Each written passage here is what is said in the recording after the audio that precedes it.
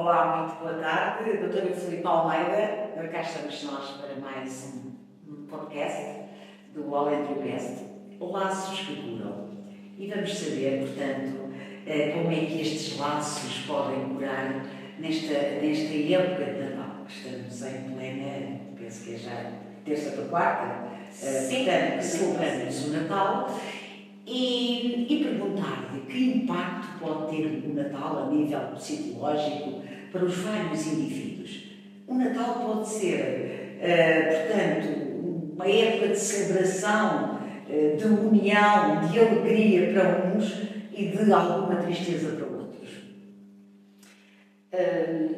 É verdade, o Natal pode não ser uma felicidade para toda a gente. E não é, de facto, não é uma felicidade para toda a gente, porque o Natal remete-nos sempre para a palavra festa, para a comemoração, para a união familiar, para ter uma mesa farta com muita gente à volta, uma imagem de aconchego, de calor humano, e esse deveria ser o espírito do Natal.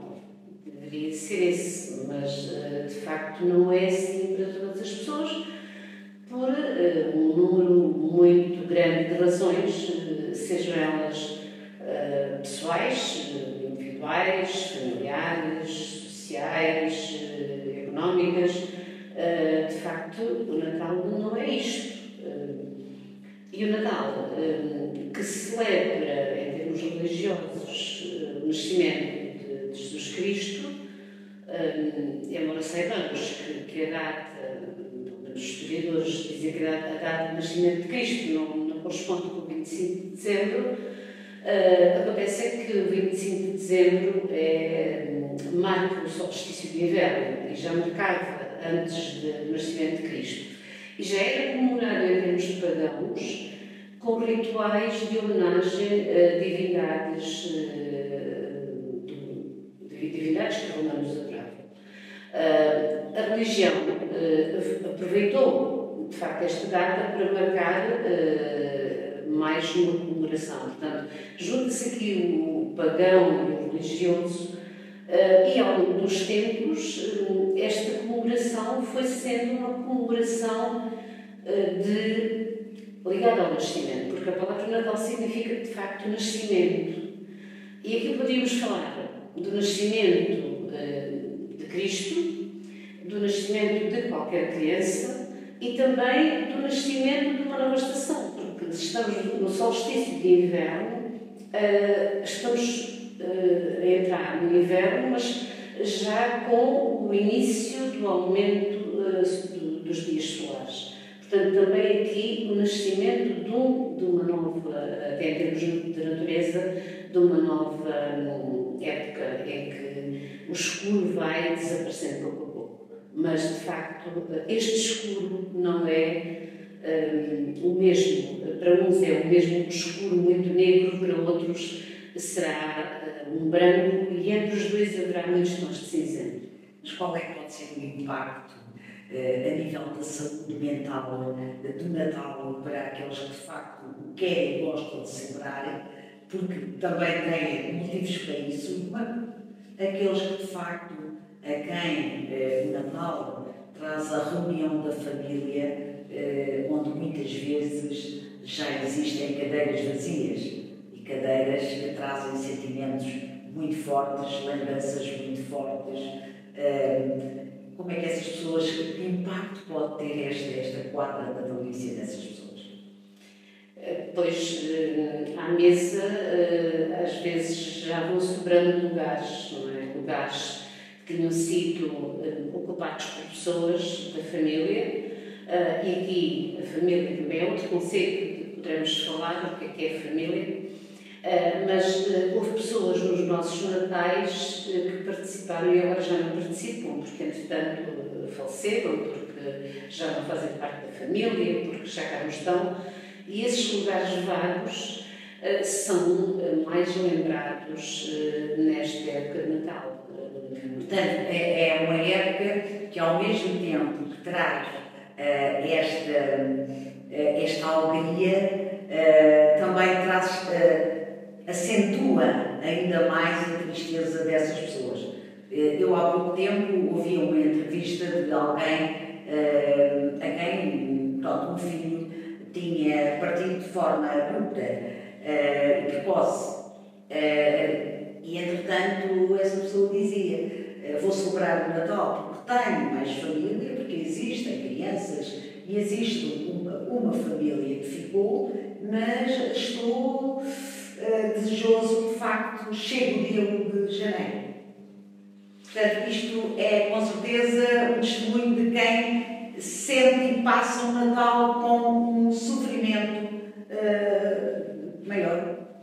Essa então é uma situação quase extrema, não é? Alguém a quem morreu um filho, chegada a esta época do Natal, eu só consigo imaginar que falta de vontade é que essa pessoa e essas pessoas têm para fazer uma comemoração, não é? E só em nome, certamente, de outros valores, como a existência de crianças e a alegria das crianças, é que se consegue fazer alguma coisa, mas a muito custo, porque essas pessoas estão em luto profundo.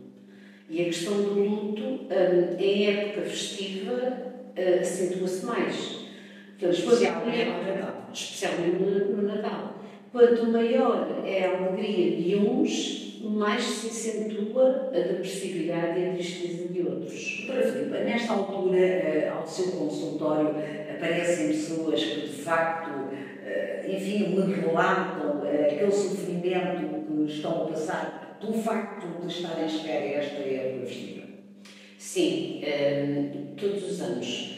Todos os anos, nesta altura, nas consultas, sejam elas iniciais ou de continuidade, eu falo sempre do Natal.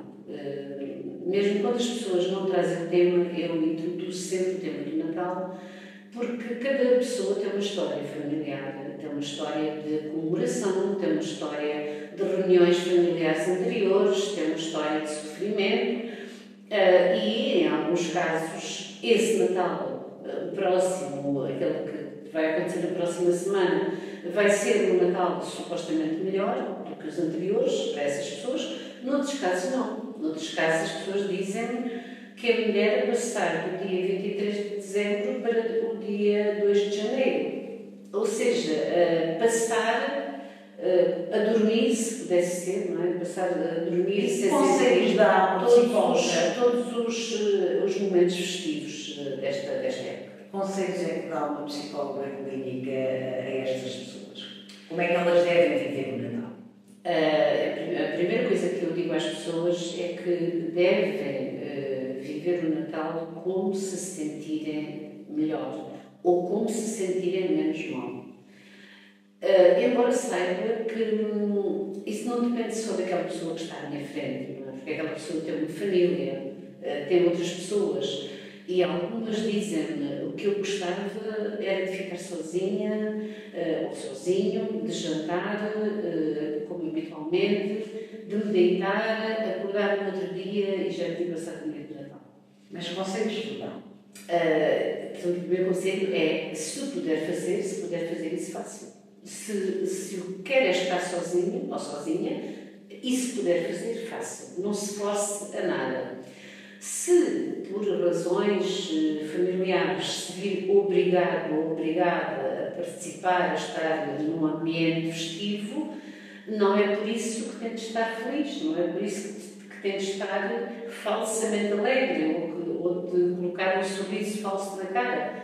Porque no Natal, neste espírito de união familiar, também há tempo para viver a tristeza. Também há tempo para viver emoções que nos fazem sofrer. Porque eu acho que o pior que pode acontecer é criar-se um ambiente falso, um ambiente artificial, à volta de uma árvore de Natal, ou de um presépio, ou de uma mesa, e as pessoas saem de lá e quando saem de lá e se veem sozinhas choram. Por exemplo, aproveitando a questão do luto, não é? Quando morreu alguém e que a pessoa se sente mais triste, havendo crianças ou havendo adolescentes. Não é por haver crianças que não se pode falar na pessoa que partiu, pelo contrário.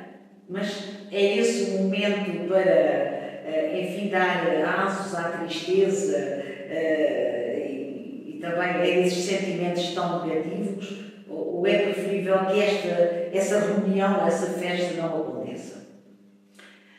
Por que não, Augusta? Porquê que não podemos expressar coletivamente, e quando digo coletivamente é a família, não é em grupo? Porquê que não devemos ou não podemos expressar sentimentos mais tristes, emoções mais negativas?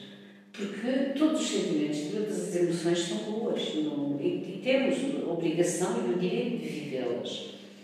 E porquê que não podemos ou não devemos falar da pessoa que já não está? Falamos com saudade? Até quem coloca uma cadeira ou mais cadeiras vazias nesse à mesa. Podemos falar dessa pessoa, podemos contar até histórias alegres que vivemos, que passamos com essa pessoa. Na minha opinião, tendo em conta a saúde mental de cada um, eu acho que é muito mais positivo ser-se sincero, falar-se do que se sente, cada um falar do que sente, do que criar ali um ambiente artificial em que toda a gente faz de conta que está alegre. Ou então, fazer o que a Augusta estavas a dizer, não fazer a festa, não fazer a reunião familiar.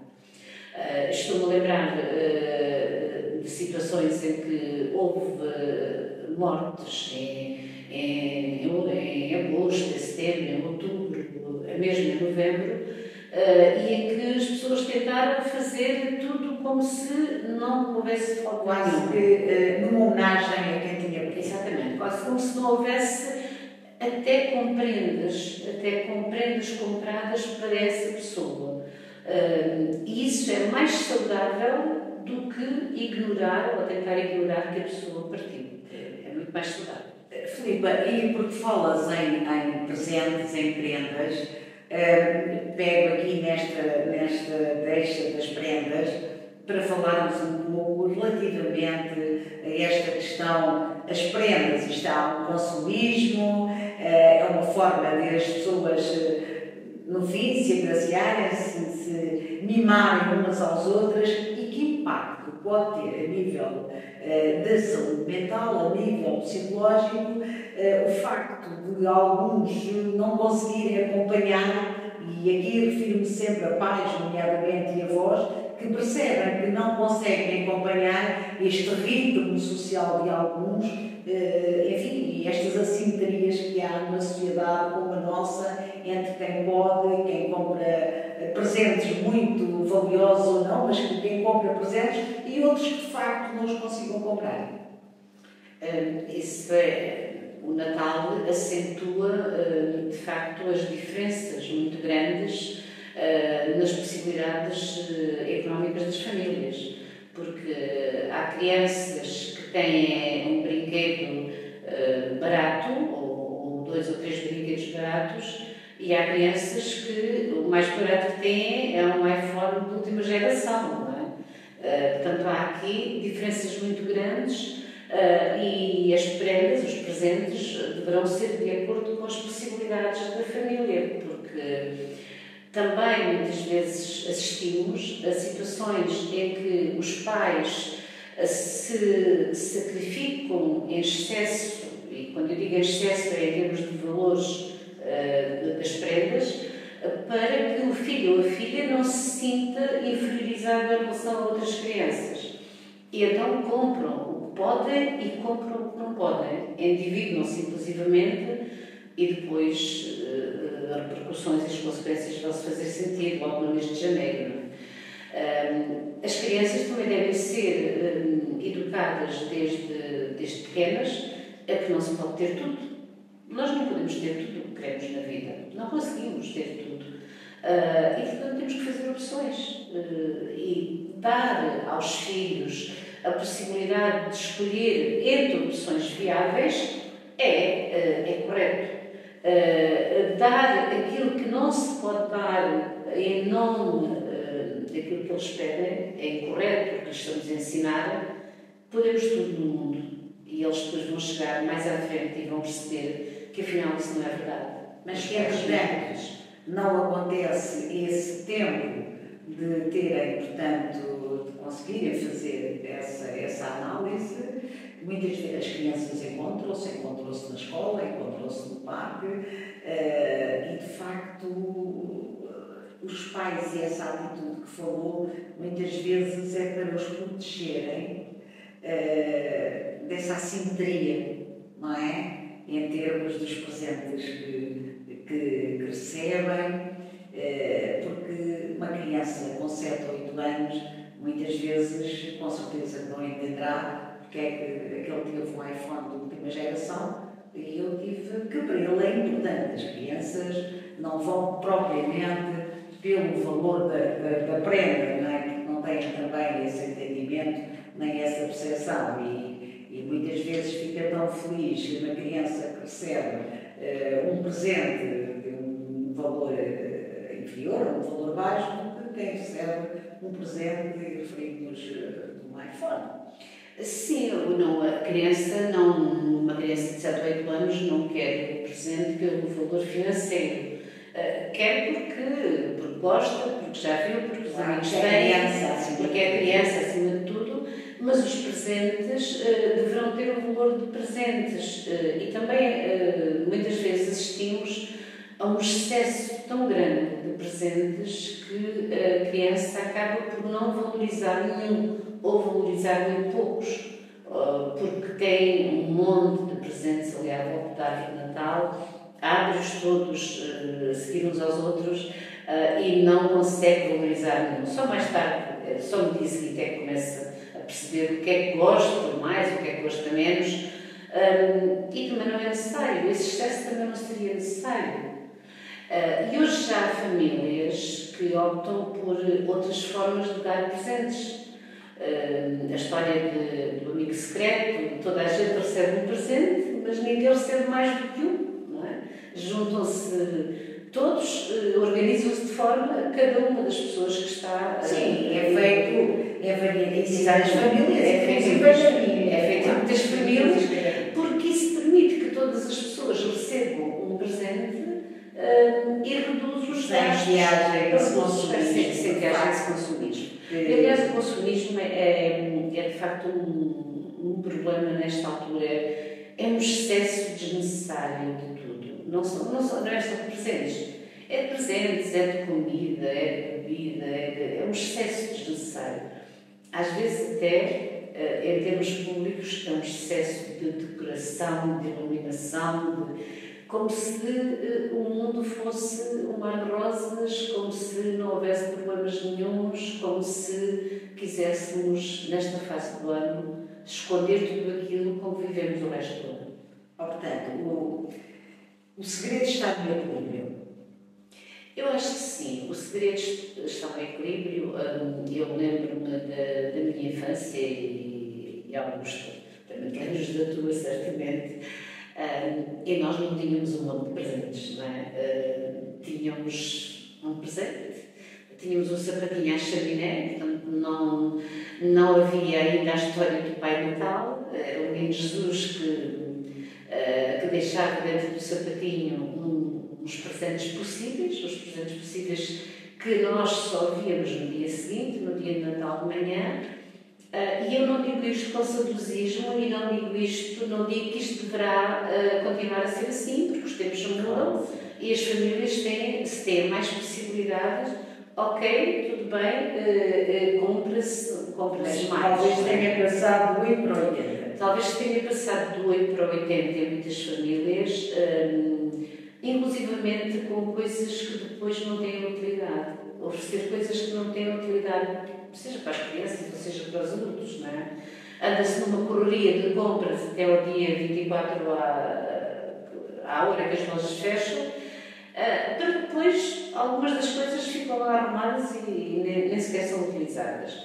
Portanto, aqui a receita deve ser para o equilíbrio, até para que aquelas pessoas, e voltando às questões da doença mental e das perturbações, até para que essas pessoas não se sintam tão deslocadas como muitas vezes se sentem.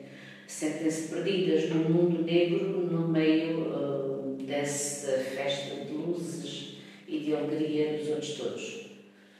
E a depressão, por exemplo, as pessoas deprimidas nesta altura do Natal ficam mais deprimidas, as pessoas ansiosas ficam mais ansiosas, ou seja, não conheço e não me é relatado o contrário, nunca, nas pessoas que estão num estado de saúde mais agravado, num estado de saúde mental mais agravado, não ficam melhor por terem toda a família à volta, por terem uma grande mesa, por terem muita comida. Não melhora. Não melhora por isso, pelo contrário.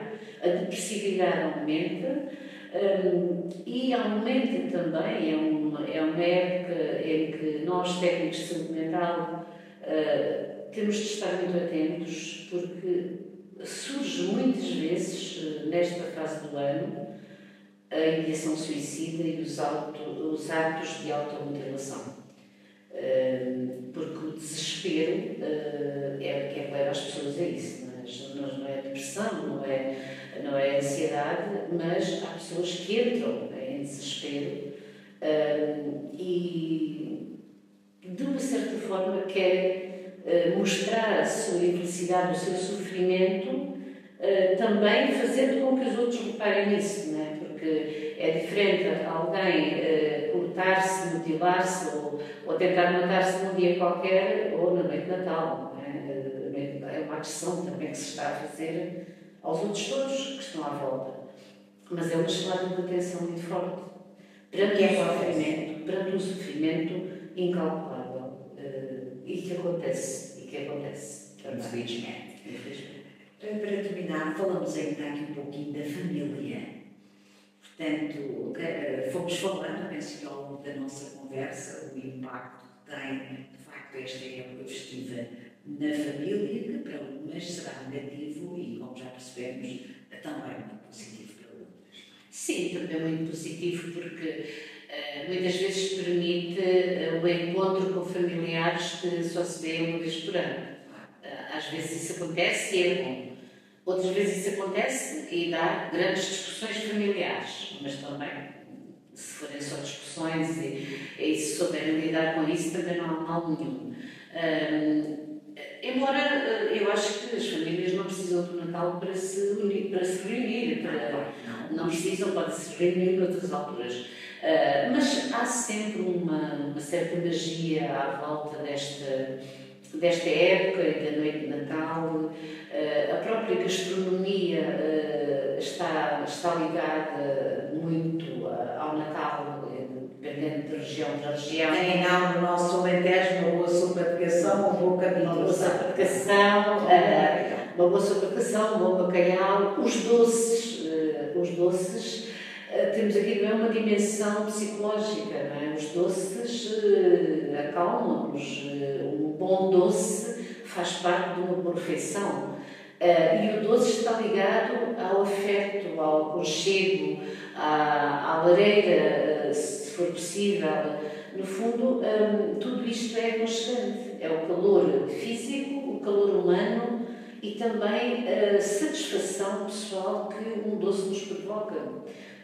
Já sabemos que não podemos abusar, mas depois não deixarmos aqui este alerta, porque isso depois também cria depressão com o contrário. Portanto, doce é sinónimo de mais uns quilos, muitas vezes que a pessoa pode ganhar nesta altura festiva, também é motivo para que depois, enfim, se rejeite quase que porque não se sente bem na pele, na sua pele, enfim, com aqueles quilos a mais. Ali também há, a nível psicológico. Depois a seguir vem a culpa.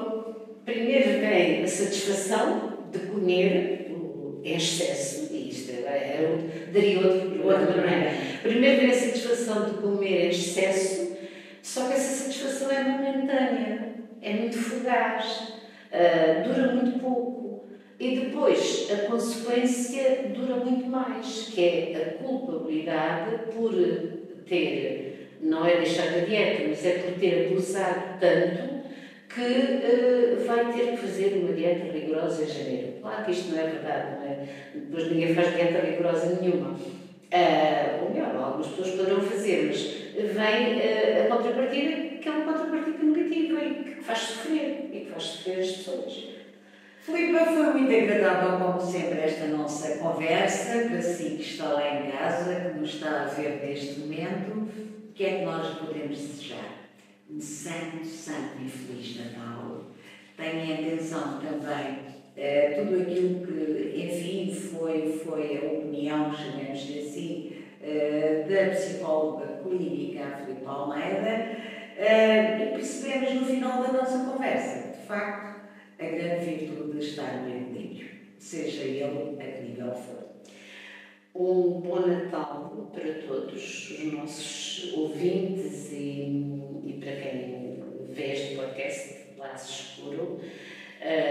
Um Natal com calor humano, com solidariedade, com cuidado para com o outro e também um Natal sem excessos, porque estou-me a lembrar aqui que estas épocas festivas são sempre marcadas por um número muito elevado de acidentes e muitos deles devido ao excesso de álcool, ao excesso de velocidade, ao excesso de bebidas. Portanto, um Natal equilibrado para todos, para que possamos continuar a falar de Natal depois dele passar. Um beijo grande de toda a equipa do Aléntrio. Já sabem, também o bebê, foi também uma prenda no nosso sapatinho neste dezembro de 2024. Esperemos que estas conversas nossas se prolonguem por muitos e muitos anos e possamos, no fundo, dar aqui também o nosso contributo e alguma ajuda àqueles que se identificam com estes temas que são aqui trazidos ao podcast de Laços Futuro.